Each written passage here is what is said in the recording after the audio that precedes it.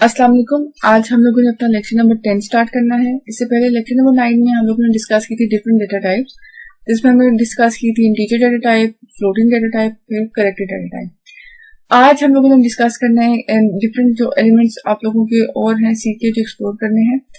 तो उसमें सबसे पहले हम लोग डिस्कस करेंगे operators and expressions. Operators and expressions क्या होते हैं, वो ऑपरेटर एक्सप्रेशंस एक साथ कैसे यूज हो सकते हैं, उनका क्या इम्पैक्ट होता है, वो सारा कुछ हम लोग उस पर फोकस करेंगे। देन नंबर 2 हम लोग अरिथमेटिक ऑपरेटर्स डिस्कस करेंगे, क्योंकि ऑपरेटर्स की डिफरेंट टाइप होती है। उनमें से जो एक टाइप है अरिथमेटिक ऑपरेटर्स, वो हम लोग इस लेक्चर में डिस्कस करेंगे। नंबर 3 हम लोग असाइनमेंट ऑपरेटर डिस्कस करेंगे। ये भी ऑपरेटर की एक टाइप है जो किसी भी वैल्यू को असाइन करने के लिए यूज होती है। देन हम लोग कंपाउंड असाइनमेंट ऑपरेटर यूज करेंगे। कंपाउंड असाइनमेंट एक कॉम्प्लेक्स असाइनमेंट ऑपरेटर होता है, जिसमें असाइनमेंट ऑपरेटर और अरिथमेटिक ऑपरेटर को भी हम कंबाइन कर दे तो कंपाउंड असाइनमेंट ऑपरेटर बनता है। इसको डिटेल में डिस्कस करना है। Then number 5 increment and decrement operators, जो बहुत इंपॉर्टेंट ऑपरेटर्स हैं। इंक्रीमेंट या डिक्रीमेंट का मतलब होता है किसी भी नंबर, किसी भी वैल्यू, किसी भी वेरिएबल में आप लोग 1 प्लस कर रहे हो या माइनस कर रहे हो, उसको इंक्रीमेंट या डिक्रीमेंट ऑपरेटर के थ्रू करेंगे। तो वो ऑपरेटर होते क्या है, उनको लिखने का क्या तरीका है, और उससे रिलेटेड प्रोग्राम डिस्कस करेंगे। सबसे पहले ऑपरेटर आप लोगों के पास symbols that are used to perform different operations on data. Operators आप लोगों के पास वो सिंबल्स होते हैं जो आप लोगों के डाटा पे डिफरेंट ऑपरेशंस परफॉर्म करते हैं। फॉर एग्जांपल, बहुत छोटी सी एग्जांपल अगर हम लें तो 2+5, 2+5 में प्लस आप लोगों के पास वो सिंबल है जो एडिशन का ऑपरेशन परफॉर्म करेगा 2 और 5 पे, तो उसके बाद एक रिजल्ट जनरेट करेगा। तो ऐसा सिंबल जो डिफरेंट ऑपरेशंस परफॉर्म करे डाटा पे, 2 और 5 क्या है, डाटा, प्लस क्या है, सिंबल।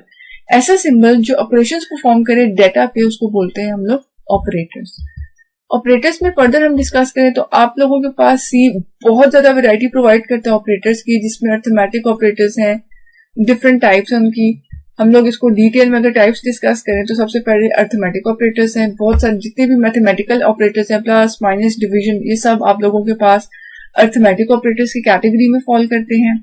देन आप लोगों के पास रिलेशन ऑपरेटर्स हैं, ऐसे ऑपरेटर्स जो डाटा का रिलेशनशिप फाइंड करें कि एक डाटा या दूसरा डाटा एक दूसरे से डिफरेंट है, सेम है, एक वेरिएबल बड़ा, एक नंबर बड़ा है, एक नंबर छोटा है। अगर इस तरह का कोई रिलेशनशिप फाइंड आउट करें तो हम लोग रिलेशन ऑपरेटर्स यूज करते हैं, और जो डिटेल में हम लोग नेक्स्ट लेक्चर में डिस्कस करेंगे।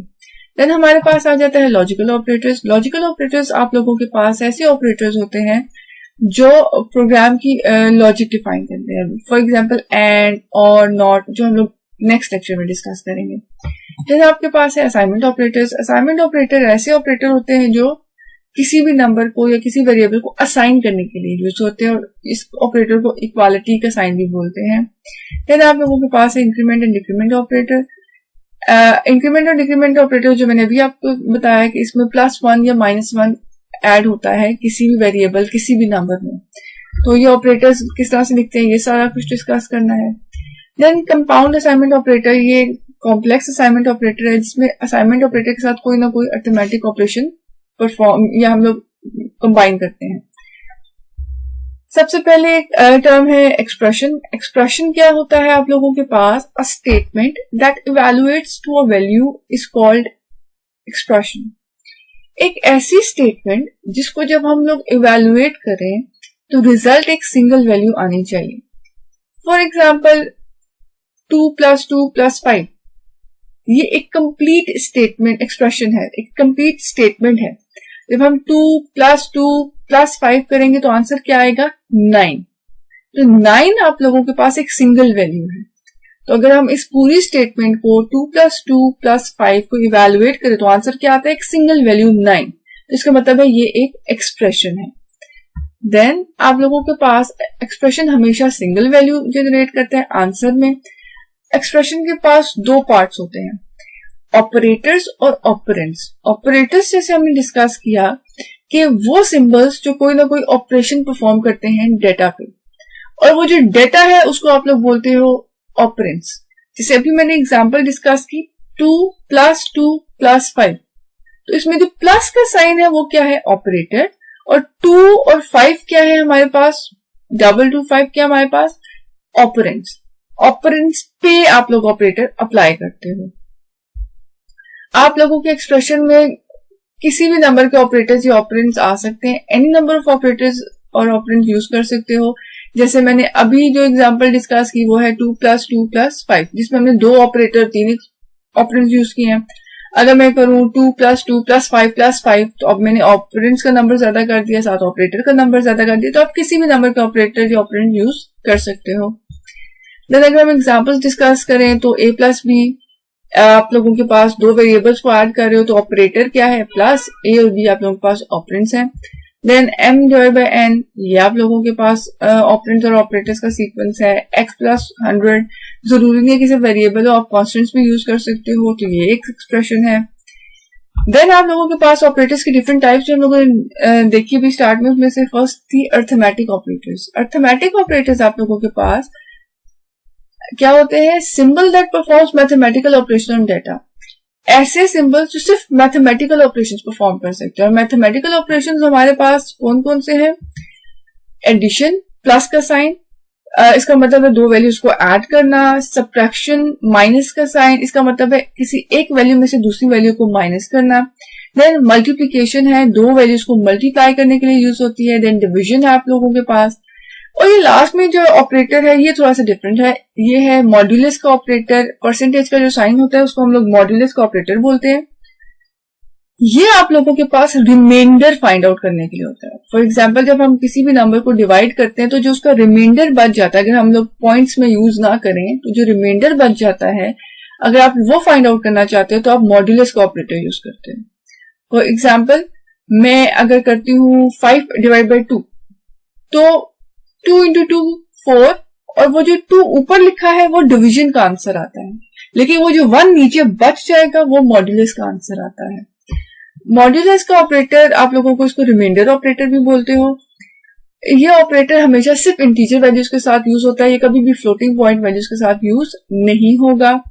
देन आप लोगों के पास किसी भी नंबर को 0 से करो तो उसका आंसर जो है वो 0 ही आता है, उसका रिमाइंडर 0 ही होता है। अगर हम एग्जाम्पल देखें 0 mod 5, अब 5 को डिवाइड नहीं करना, 5 आपने बाहर वाली साइड पे लिखना है और 0 आपने डिवीजन के अंदर वाली साइड पे लिखना है। तो अब मैं 5 1 भी करूंगी तो वो 5 हो जाएगा, तो इसका आंसर 0 आता है। देन आप लोगों के पास 3 mod 5, तो इसका आंसर 3 आता है। अगर आप लोगों के पास पहला नंबर छोटा है मॉड्यूलस ऑपरेटर का और दूसरे नंबर से, तो हमेशा वो नंबर खुद ही आंसर होता है। 0 छोटा था 5 से, तो आंसर क्या आया 0। 3 छोटा था 5 से, तो आंसर क्या आया 3। देन 7 mod 5, तो 5 1 जा 5 और रिमाइंडर क्या बचा 2, तो 7 mod 5 का आंसर क्या आएगा 2। देन 11 mod 5, 5 2 जा 10 और फिर रिमाइंडर क्या बचा 1, तो 11 mod 5 का आंसर आएगा 1। देन आप लोगों के पास 5 mod 5, अब 5 1 जा 5, तो क्या बचा 0, तो रिमाइंडर जब 0 है तो इसका आंसर क्या आएगा मॉड्यूलस का 0।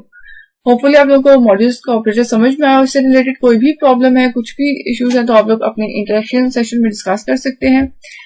देन अर्थमेटिक एक्सप्रेशंस क्या होते हैं, अभी हमने डिस्कस किया कि एक्सप्रेशन क्या होता है, एक स्टेटमेंट जो इवेलुएट होके एक सिंगल वैल्यू देती है। और फिर ऑपरेटर क्या होता है अर्थमेटिक, जो मैथमेटिकल ऑपरेशंस परफॉर्म करता है।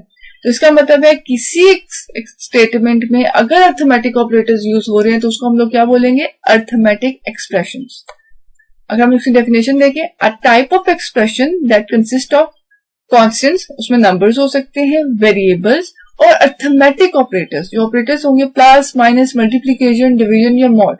अगर किसी स्टेटमेंट में या कोई कांस्टेंट वैल्यू है, कोई वेरिएबल्स है और जो ऑपरेटर यूज हुआ है वो अर्थमेटिक ऑपरेटर्स हैं, तो उसको हम लोग क्या बोलते हैं, अर्थमेटिक एक्सप्रेशन।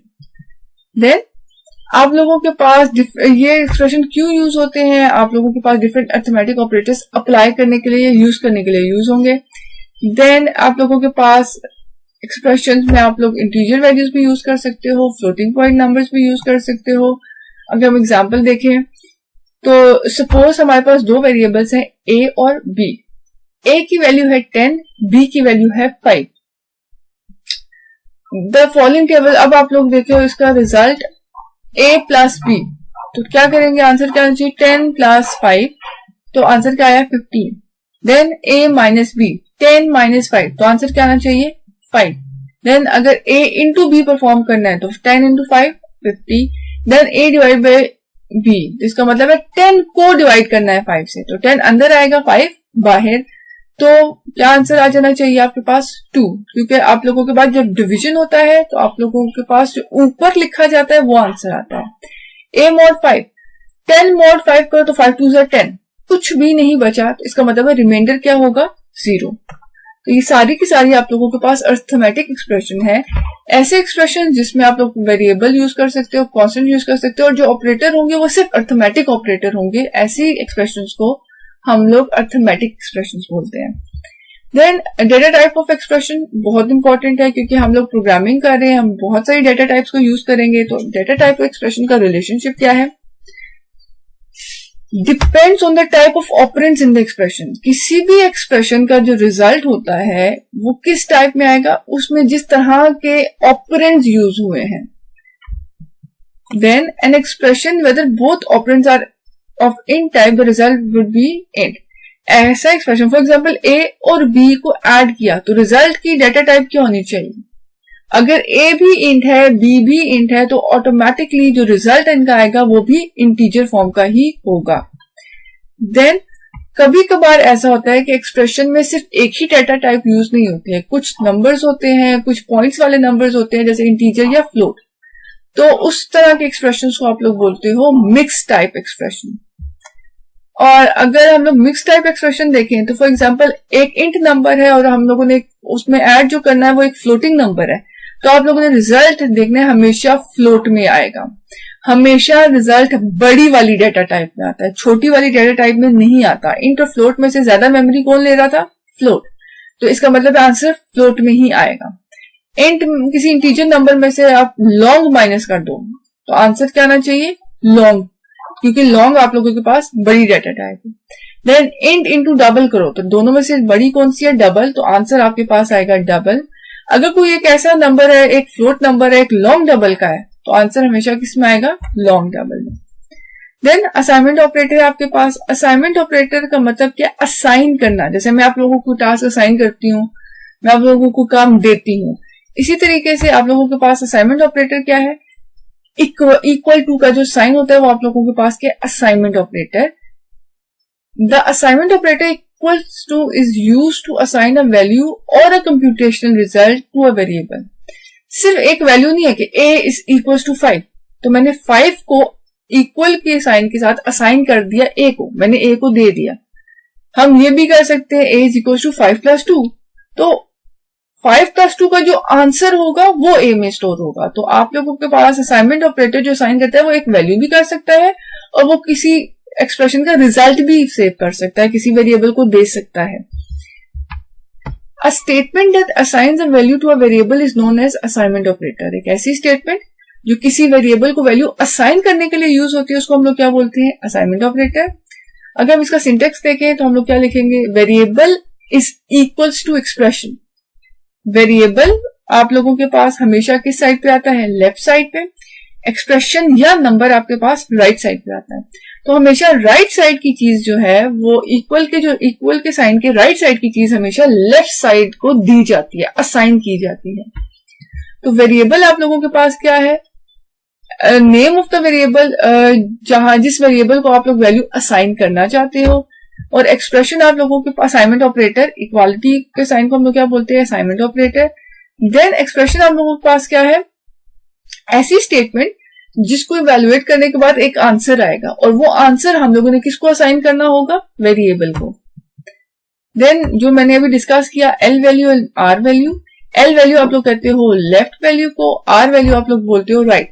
जो इक्वल के साइन के राइट साइड पे प्रेजेंट होता है उसको आर वैल्यू बोलते हैं, जो इक्वल के साइन के लेफ्ट साइड पे प्रेजेंट होता है उसको एल वैल्यू बोलते हैं।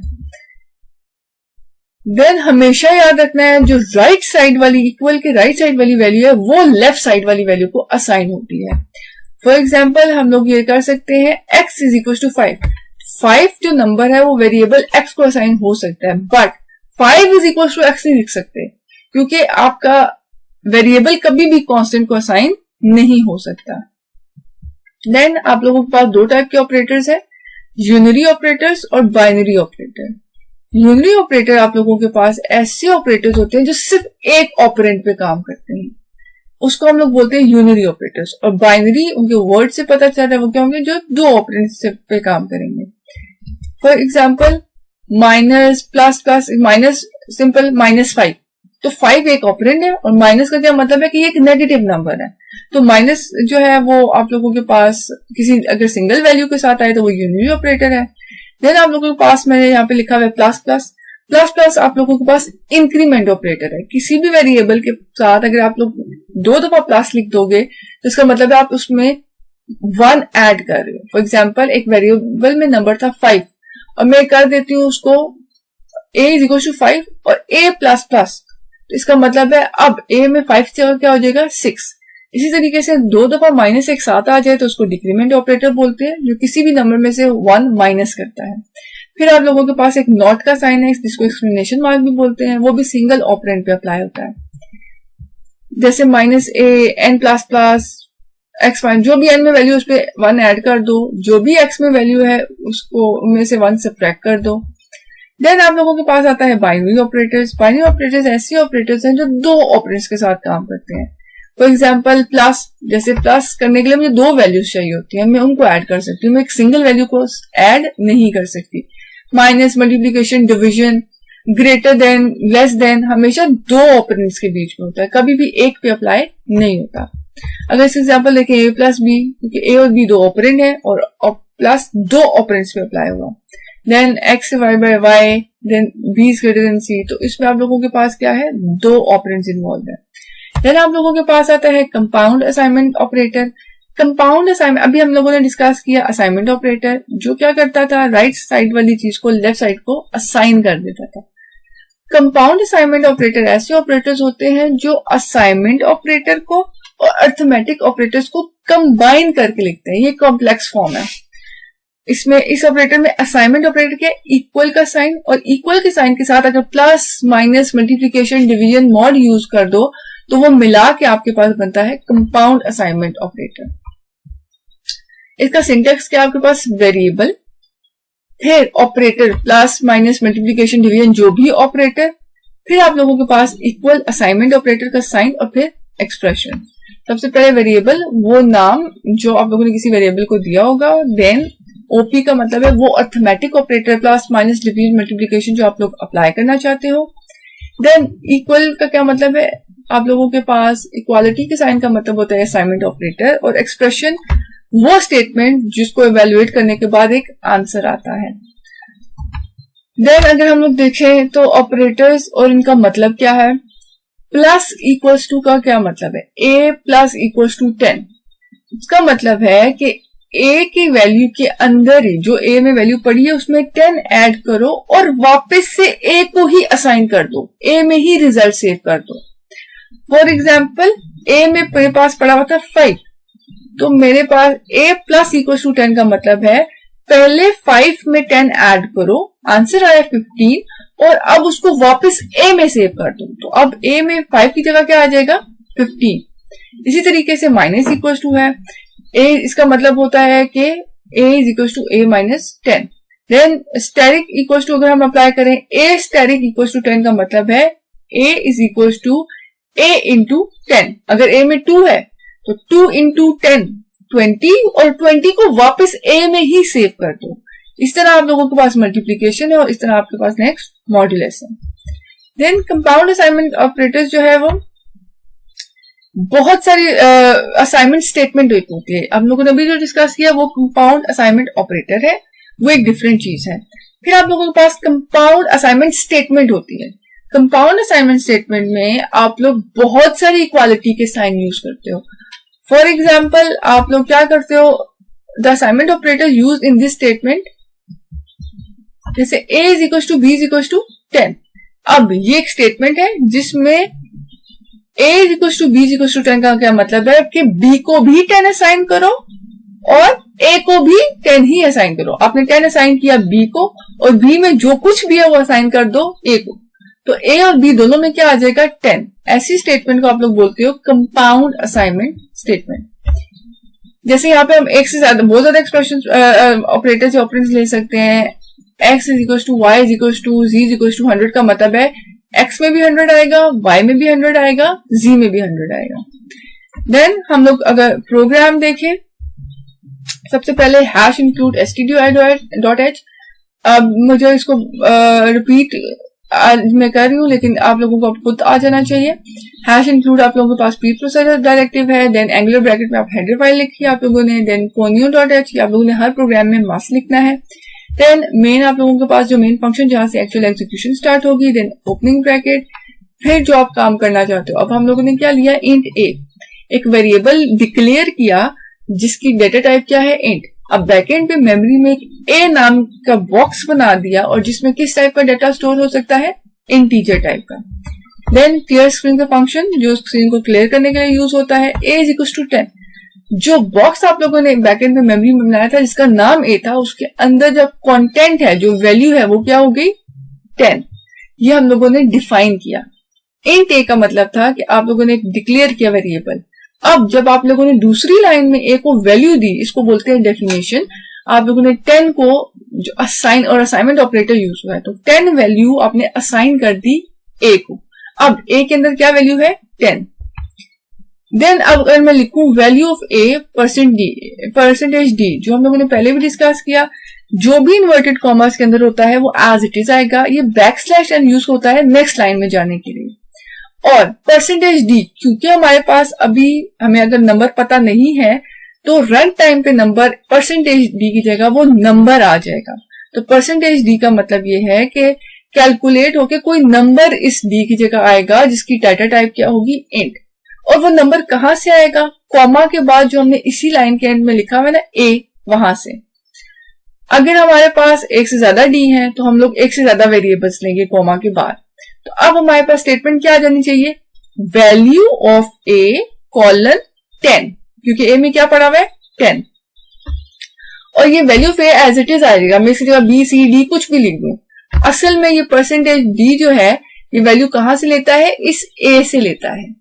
देन हमारे पास आता है a plus equal to 5। a में हमारे पास क्या पड़ा था, 10। अब इस स्टेटमेंट का क्या मतलब है, जो कुछ a में पड़ा है उसको 5 उसमें ऐड करो और वापस जो नया आंसर आया उसको किस में सेव कर दो, a में। तो अभी a में क्या है मेरे पास, 10 में हम लोग 5 को ऐड करेंगे, आंसर क्या है, 15। अब ये जो 15 है वापस a में सेव हो जाएगा। तो अब a में 10 की जगह क्या आ जाएगा, 15। और आप लोगों ने 15 ने 10 को रिप्लेस कर दिया, दोनों प्रेजेंट नहीं होंगे। इस स्टेटमेंट के बाद 10 में क्या, a में क्या वैल्यू आ जाएगी, 15। अब जब हम लोग लिखेंगे value of a plus equal to 55, ये एज इट इज लिखी जाएगी, ये अप्लाई नहीं कर रही है। देन हम लोगों ने परसेंटेज डी लिखा। अब a में जो क्या वैल्यू पड़ी थी, 15। अब यहाँ पे 15 आ जाना चाहिए। तो हमारे पास आउटपुट क्या आना चाहिए, वैल्यू ऑफ a पहले 10, फिर लिखा आना चाहिए value of a plus 5 equal to 15। Then हमने अप्लाई किया a माइनस 5। अभी a में क्या है, 15। लास्ट टाइम जो लाइन एग्जीक्यूट हुई उसने a में क्या कर दिया था, 15। इस लाइन का क्या मतलब है, जो कुछ a में है उसमें से 5 माइनस करो और रिजल्ट को वापस a में सेव कर दो। तो अब a में क्या था लास्ट टाइम, 15 में से 5 माइनस किया तो आंसर क्या है, 10। अब a में वापस क्या सेव हो जाएगा, 10। अब जब ये लाइन एग्जीक्यूट हो जाएगी value of a minus equal to 5, तो मेरे पास इस परसेंटेज डी की जगह क्या आ जाएगा, 10। Then a static is equal to 2। अभी a में क्या पड़ा हुआ है, 10। a स्टैटिक इंटू 2 का क्या, स्टैटिक इज इक्वल टू 2 का क्या मतलब है, a is equal to a into 2। तो a में क्या है, 10 इंटू 2 करो 20 और 20 को वापस सेव कर दो a में। अब a में 10 की जगह क्या आ गया, 20। अब जब हम लोग a की वैल्यू को प्रिंट करेंगे तो हमारे पास क्या लिखा आएगा, 20। देन आप लोगों के पास गेट सेट का फंक्शन आएगा और आप लोगों ने इसको क्लोज कर देना है। अगर मैं आउटपुट देखूं तो हमारा आउटपुट क्या आनी चाहिए, सबसे पहले वैल्यू ऑफ a आना चाहिए हमारे पास 10। देन आप लोगों के पास हम लोगों ने a plus equal to 5 execute किया तो उसकी वजह से हमारे a में क्या ऐड हो गया था, 15। अब वैल्यू ऑफ a क्या आनी चाहिए, 15। देन हम लोगों ने 15 में से 5 को माइनस कर दिया तो आंसर क्या आ गया, 10। देन हम लोगों ने जो रिजल्ट आया था उस पर 2 मल्टीप्लाई किया तो आंसर क्या आ गया, यहां पे आपके पास आंसर आना चाहिए 20। तो अभी हम लोग यहाँ पे तो आप लोगों के पास यहाँ पे ये 10 नहीं होगा, यहाँ पे आंसर आना चाहिए 20। तो सबसे पहले हम देखें, सबसे पहले जो वैल्यू थी ए के अंदर वो क्या थी 10, फिर a plus equal to 5, a is equal to a plus 5 का क्या मतलब हुआ 10 प्लस 5 का रिजल्ट वापस a में सेव कर दो, तो अब a में क्या आ गया 15। फिर जब a minus equal to execute हुआ तो a में क्या पड़ा हुआ था ऑलरेडी 15, तो 15 माइनस 5 किया तो क्या आंसर आया 10, और वो वापस से किस में सेव कर दो a में। फिर a स्टार इक्वल टू 2 का मतलब है जो कुछ a में अब था उसको 2 से मल्टीप्लाई करो और अब a में वापस से क्या सेव हो जाएगा 20। देन आप लोगों के पास है increment and decrement operators. Increment और डिक्रीमेंट ऑपरेटर का जैसे मैंने आपको बताया था, the increment operator is used to increase the value of a variable by 1। किसी भी वेरिएबल में जो भी वैल्यू पड़ी है इंक्रीमेंट ऑपरेटर उसमें 1 ऐड कर देता है और डिक्रीमेंट ऑपरेटर उसमें से 1 को माइनस कर देता है। देन इंक्रीमेंट ऑपरेटर आप लोगों के पास जो साइन से डिनोट होता है वो है प्लस प्लस। ये एक यूनरी ऑपरेटर है जो एक ही ऑपरेंड पे यूज होता है। तो अगर आप लोगों के पास ये ये है इंक्रीमेंट ऑपरेटर, आप लोगों के पास इंक्रीमेंट ऑपरेटर आप लोगों के पास जिस सिंबल से डिनोट होता है वो है प्लस प्लस। यहाँ पे प्लस प्लस जो है यूनरी ऑपरेटर है जो सिंगल ऑपरेंड पे काम करता है। आप लोगों ने एक बात हमेशा याद रखनी है कि इंक्रीमेंट ऑपरेटर कभी भी कांस्टेंट और एक्सप्रेशन के साथ यूज नहीं हो सकता, ये हमेशा वेरिएबल के साथ यूज होता है। For example A plus plus, A में जो भी डाटा है उसमें ऐड कर दो 1, एक्स प्लस प्लस का मतलब है जो भी एक्स में वैल्यूज को ऐड कर दो। अब ये 10 प्लस प्लस वैलिड नहीं है, ए प्लस बी का होल प्लस प्लस ये भी वैलिड नहीं है क्योंकि ये एक सिंगल ऑपरेंड पे काम करता है और वो ऑपरेंड वेरिएबल होना चाहिए, कांस्टेंट की एक्सप्रेशन नहीं होना चाहिए। देन इंक्रीमेंट ऑपरेटर के दो फॉर्म्स होती हैं। नंबर 1 है प्रीफिक्स। प्री इसके नाम से ही पता चल रहा है, प्री का मतलब है ऑपरेटर को पहले लिखो फिर वेरिएबल लिखो। The increment operator is written before the variable, तो जैसे प्लस प्लस वाई। तो उसके बाद आपके पास सेकंड है पोस्ट फिक्स। पोस्ट जैसे पोस्ट नाम से ही पता चलता है वो क्या है कि पहले वेरिएबल आएगा फिर ऑपरेटर आएगा। दोनों का मतलब वही है, दोनों ने जो भी वेरिएबल है उसमें 1 का इंक्रीमेंट ही करना है, लेकिन एक में आपके पास ऑपरेटर पहले लिखा जाता है और एक में आप लोगों के पास ऑपरेटर बाद में लिखा जाता है। इनका मेन डिफरेंस अभी हम आगे डिस्कस करते हैं। तो आप लोगों ने बस याद रखते हैं इंक्रीमेंट ऑपरेटर का मतलब है किसी भी वेरिएबल में 1 ऐड करना, 1 नंबर 1 एक नंबर ऐड कर देना। ये पोस्ट इसकी दो फॉर्म्स होती हैं, प्रीफिक्स और पोस्ट फिक्स। प्रीफिक्स में ऑपरेटर पहले लिखते हैं और ऑपरेंड बाद में, और पोस्ट फिक्स में ऑपरेटर जो है वो बाद में आता है और ऑपरेंड पहले आता है। देन जो डिफरेंस है प्रीफिक्स और पोस्ट फिक्स फॉर्म का, वो आप लोग अगर ये दोनों अकेले अकेले यूज हो रहे हैं तो ये बिल्कुल सेम काम करते हैं। दोनों का सेम काम है कि किसी भी वैल्यू में, किसी भी वेरिएबल की वैल्यू में 1 को ऐड कर दो। बट अगर आप लोगों के पास यहाँ पे ये किसी बड़े एक्सप्रेशन में यूज हो रहे हैं फिर आप लोगों के पास रिजल्ट चेंज होगा। अगर ये लाइन में सिर्फ ए प्लस प्लस ही बस है या प्लस प्लस ए ही है तो ये सेम होंगे, बट अगर ये ए प्लस प्लस या प्लस प्लस ए किसी बड़े एक्सप्रेशन, किसी बड़ी स्टेटमेंट का पार्ट है तो फिर इनके आंसर डिफरेंट होते हैं। फॉर एग्जाम्पल हम दोनों को डिस्कस करें तो अब हम दो फॉर्म्स को डिस्कस करते हैं। A is equal to plus plus b. Plus plus b का क्या मतलब है, ये प्रीफिक्स फॉर्म है। और फिर दूसरा है a is equal to b plus plus, इसका भी क्या मतलब है, ये पोस्ट फिक्स फॉर्म है। क्योंकि ये किसी वेरिएबल को असाइन हो रहे हैं, ये एक बड़े एक्सप्रेशन का पार्ट है, इस वजह से इनका रिजल्ट चेंज आता है, डिफरेंट आता है। अब जो स्टेटमेंट है a is equal to plus plus b, ये किस तरह से काम करेगी, प्री का मतलब है पहले, तो पहले जो भी बी में वैल्यू है उसमें 1 ऐड होगा, फिर जो रिजल्ट आएगा वो ए में सेव होगा। तो कैसे काम करेगा, सबसे पहले जो भी बी में वैल्यू है, फॉर एग्जाम्पल मेरे पास बी में वैल्यू है 10, तो 10 पहले 10 11 हो जाएगा, उसमें 1 ऐड हो जाएगा, फिर वो 11 ए को असाइन करेंगे। समझ में आई आप लोगों को। नंबर 1 क्या, सबसे पहले क्योंकि ये प्री है, ऑपरेटर पहले है, तो क्या करेंगे, जो भी बी की वैल्यू है उसमें 1 ऐड कर देंगे, फिर जो रिजल्ट आएगा वो किसको असाइन करेंगे, ए को। उसके कंपैरिजन में अगर हम लोग देखें a is equal to b plus plus, तो पोस्ट फिक्स है, इसका मतलब है पहले जो भी बी में पड़ा है वो ए को असाइन कर दो, उसके बाद बी में वैल्यू को चेंज कर दो। फॉर एग्जाम्पल बी में 10 है तो पहले ए में 10 जाके सेव हो जाएगा और उसके बाद बी क्या हो जाएगा 11। तो आप लोगों ने बात याद रखनी है, प्रीफिक्स और पोस्टफिक्स अगर बिल्कुल अकेले यूज हो रहे हैं, किसी चीज को असाइन नहीं हो रहे, तो वो सेम काम करते हैं। दोनों का मतलब यही है कि 1 ऐड करो। बट जैसे हम लोगों ने एग्जांपल दी, इसमें एक है प्री, एक में पोस्ट। प्री का क्या मतलब है, पहले बी में 1 ऐड होगा फिर ए को असाइन होगा, और पोस्ट का क्या मतलब है, पहले जो भी वैल्यू बी में पड़ी है पहले वो असाइन हो जाएगी, ए को मिल जाएगी, उसके बाद बी में चेंज आएगा। देन आप लोगों के पास अगर हम लोग प्रोग्राम देखें तो आप लोगों ने प्री प्रोसेसर डायरेक्टिव और हेडर फाइल्स मस्ट इंक्लूड करवानी है। देन मेन आ जाएगा, ओपनिंग ब्रैकेट। अब हम लोगों ने क्या किया, इंट ले लिया। अब ए बी एक्स वाई मैंने एक ही लाइन में डिक्लेयर कर दिए। क्यों किए, कॉमा से सेपरेट करके, क्योंकि इन सारों की डेटा टाइप इंट ही थी। तो जब ऐसे वेरिएबल्स, ज्यादा वेरिएबल्स देने हो जिन सबको डिक्लेयर करना और सबकी सेम टाइप हो और एक ही लाइन में करना हो, तो हम लोग एक दफा डेटा टाइप लिखते हैं और बाकी सारे जितने भी वेरिएबल्स हैं उनको कॉमास के साथ सेपरेट कर देते हैं। देन क्लियर स्क्रीन का फंक्शन जो अभी स्क्रीन को क्लियर करने के लिए यूज होता है। अब जो ये कंपाउंड असाइनमेंट स्टेटमेंट है जो हम लोगों ने डिस्कस की, इसका क्या मतलब है, a is equals to b is equals to x is equals to y is equals to 0। तो अब a में भी 0 आ गया, b में भी 0, x में भी 0 और y में भी 0। नेक्स्ट a प्लस प्लस, अभी a में क्या हो गया 1।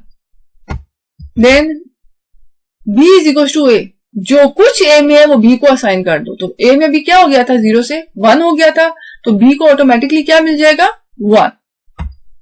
देन प्लस प्लस x, तो x में क्या था 0, अगर हम 0 में 1 ऐड करेंगे तो x में क्या आ जाएगा 1, और फिर जो कुछ x में वो y को असाइन कर दो। तो 1 किसको असाइन कर दो, y को। देन आप लोगों ने अगर प्रिंट करना है a इज इक्वल टू, अब आप लोग देखिए मैंने यहाँ पे a is equal to percentage d लिखा है, फिर नेक्स्ट लाइन, फिर b is equal to percentage d, फिर नेक्स्ट लाइन और फिर a b। अब आप लोगों ने याद रखना है जो पहला परसेंटेज d है ना, तो जो भी कॉमा के बाद पहला वेरिएबल लिखा होता है ना, यहाँ पे a लिखा है तो उसमें जो भी वैल्यू होगी वो उसको मिल जाएगी। जो दूसरा परसेंटेज d है उसको जो भी कॉमा के बाद दूसरी वैल्यू या दूसरा वेरिएबल होगा उसकी वैल्यू मिल जाएगी। तो इसका मतलब है दोनों में क्या आ जाएगा 1। देन इसी तरह x और y के साथ गेट सी एच और क्लोज। तो इसका आंसर क्या आना चाहिए, सबसे पहले लिखा आना चाहिए a is equal to 1। Then आप लोगों के पास आना चाहिए b इज इक्वल टू 1, फिर x इज इक्वल टू 1, फिर नेक्स्ट लाइन में y इज इक्वल टू 1। तो अब अगर मैं इस प्रोग्राम को रिपीट करूं तो हमने क्या किया, सबसे पहले a b x y सबको 0 दे दिया, असाइन कर दिया, सबके अंदर 0 आ गया। फिर हमने कहा a को प्लस प्लस कर दो, 0 में 1 प्लस करो तो a में क्या आ गया 1। अब जो कुछ a में है वो किसको दे दो, b को। तो a में क्योंकि 1 हो गया था तो b में भी ऑटोमेटिकली क्या हो गया 1। फिर हम देखिए x में क्या है 0, 0 में 1 प्लस किया तो x में क्या आ गया 1, और जो कुछ वो है x में y को दे दो तो ऑटोमेटिकली y में भी क्या आ गया 1। देन इसी को प्रोग्राम को अगर हम लोग थोड़ा सा डिफरेंट करके लिखें, यहां तक तो बिल्कुल सेम है। देन अब हम लोगों ने इसको सिंगल, जब मैं वो क्या कहता है, जब ये सिंगल सिंगल यूज होगा तो ये सेम काम करेंगे, बट अब जब ये एक एक्सप्रेशन में यूज होगा तो हम लोग कैसे काम करेंगे। सबसे पहले b is equal to a plus plus, अभी a b x y सब में क्या है 0। अब ये क्या है पोस्ट, पोस्ट का क्या मतलब होता है, पहले जो कुछ भी a में है वो b को दो, फिर a को चेंज करो। तो अभी a में क्या है 0, तो b को हम लोगों ने क्या दे दिया 0, तो इसका मतलब b में क्या आ गया 0, अब a क्या हो जाएगा 1। देन इसी तरीके से अगर हम लोग देखें प्री का क्या मतलब होता है, पहले x में इंक्रीमेंट करो फिर y को दो। तो x में क्या था 0, पहले x 1 हो जाएगा और फिर वो 1 किसको हम लोग असाइन करेंगे y को। तो हमारे पास आंसर क्या होना चाहिए, a इज इक्वल टू 1 और b is equal to 0, x is equal to 1 और y इज इक्वल टू 1। तो अगर हम लोग इसको फिर से एक दफा देखें तो हमारे पास क्या है, पहली स्टेटमेंट क्या है, b is equal to a plus plus. तो a में क्योंकि पहले 0 था तो b को क्या मिल जाएगा 0, फिर a में आ जाएगा 1। तो इसलिए जब हम लोग इसको प्रिंट करेंगे तो a में क्या आएगा 1 और b में क्या आ जाएगा 0। और y is equal to plus plus x का क्या मतलब है, पहले x को ऐड करो 1, तो x में 0 तो वो क्या हो जाएगा 1, फिर y को दो, तो अब x और y दोनों के पास क्या आ जाएगा 1। देन आप लोगों के पास होम टास्क यही है कि आप लोगों ने जितने भी लेक्चर में टॉपिक कवर किए उसको रीड करना है। और एक चीज जो मैंने छोड़ दिया इसमें वो है डिक्रीमेंट ऑपरेटर। जिस तरह इंक्रीमेंट ऑपरेटर का मतलब होता है कि किसी भी वेरिएबल में आप लोग 1 ऐड करते हो, चाहे वो प्री फिक्स हो या पोस्ट फिक्स हो, इसी तरह डिक्रीमेंट का मतलब होता है किसी भी वेरिएबल में से 1 को माइनस कर देना। और ये भी प्री फिक्स और पोस्ट फिक्स बिल्कुल सेम है। तो ये आप लोगों ने खुद से पढ़ना है और उसकी प्रैक्टिस करनी है, इसके प्रोग्राम्स की प्रैक्टिस करनी है। तो आज के लेक्चर के लिए इतना ही, थैंक यू। तो नेक्स्ट लेक्चर में इंशाल्लाह हम लोग डिस्कस करेंगे जो बाकी के ऑपरेटर्स हैं उनको डिटेल में। रिलेशनल ऑपरेटर है, आप लोगों के पास लॉजिकल ऑपरेटर है, इन सबको डिस्कस करेंगे। तो आज के लिए इतना ही था।